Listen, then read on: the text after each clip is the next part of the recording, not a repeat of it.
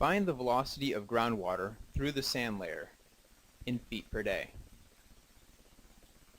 In this problem, groundwater flows from monitoring well 1 in the direction of monitoring well 2 through a 100-foot wide, 8-foot thick confined aquifer with the given soil parameters. For this problem, we'll assume groundwater flow through the clay layer is negligible.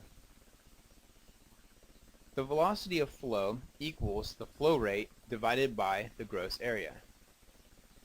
Let's first solve for the flow rate, Q.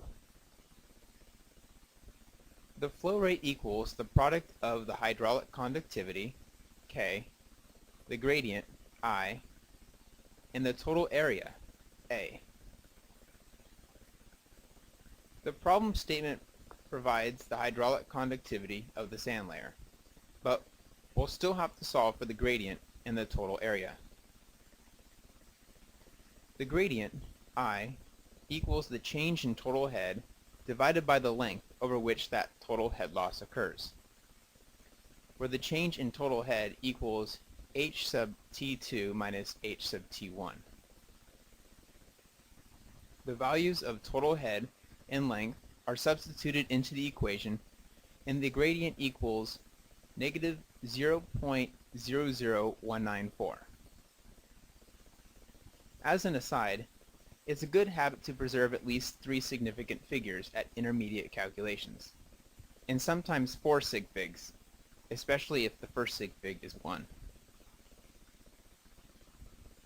With the gradient solved, we next turn our attention to the total area.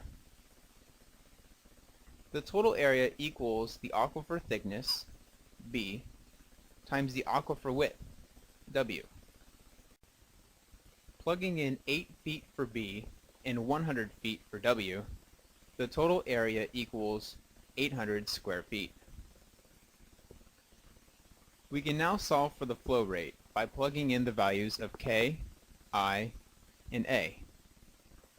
The flow rate equals 390 cubic feet per day.